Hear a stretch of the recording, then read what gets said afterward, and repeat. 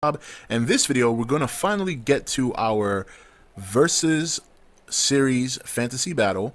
And this series, basically, you can take any two characters you like or dislike, or any two characters you could think of, and pit them against each other in a simulated battle. So for our first video, we're going to be doing Godzilla versus Voltron.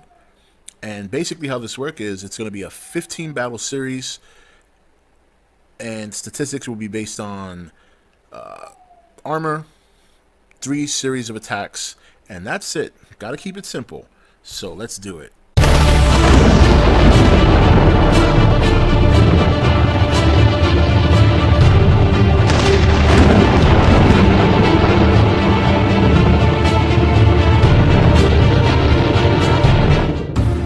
Okay guys, welcome back. So let's go over our two characters that we're going to be pitting against each other today. First we have Voltron, and Voltron is 60 meters in height, 700 tons in weight. His long range attack, we selected the lion heads. Just so you know, each attack that is selected, you can only pick one attack. So even though some characters might have a multitude of long range attacks, we can only use one. For mid range, we're going to be using the blazing sword, and of course the same rules apply as with the long range. And close range attack, we're going to be using melee. And in terms of Voltron, that will be kicks, punches, or bites with the lion heads, so on and so forth. For special attributes, we're going to consider his armor and his agility. He is from the planet Aris, and he is titled the Defender of the Universe. And we're going to be pitting Voltron against Godzilla. Now, just so you guys know, we're going to have Godzilla's height based on his Millennium height, which will be 55 meters to make this match a little bit more even. However, this is just a general Godzilla. It's not going to be Godzilla 54. It's not going to be Godzilla 85 or whatever. It's just Godzilla. We're only taking into account his height, and we're taking into account his weight. Will also be Millennium Series weight, which is 25,000 tons. His long-range attack will, of course, be his atomic breath. His mid-range attack will be his tail lash, or tail slash, or tail whack, whatever you want to call it. And his close range attack will be a series of melee attacks, including his bite, slashes, and piercing with his claws. His special attributes will be his regeneration and his absurd strength. He's from the planet Earth, and he is the king of monsters. That is his title. So now what we're going to do is we're going to take these two characters, we're going to put them in our simulator, we're going to test them against each other in a battle of 15 simulated matches and see who comes out the winner. Let's let the computer do its work. 10, 9, 8, 7, 6, 5, 4, 3, 2, 1, 0.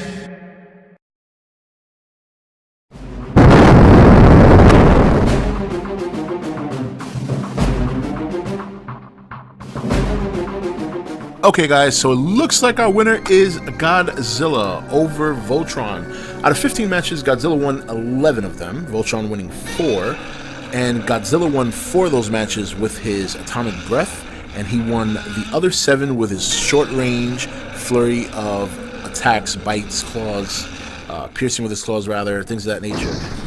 As far as Voltron, he won 1 match long range, he won 2 of his matches mid range, and he won 1 of his matches short range. And you know, it's funny though, you see how this plays out in the simulator, and this is how I take it.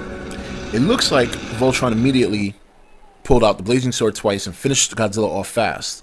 But in other matches where Godzilla would either get up on Voltron very fast, preventing him from using his blazing sword and forcing him to fight melee, which is a weakness of Voltron.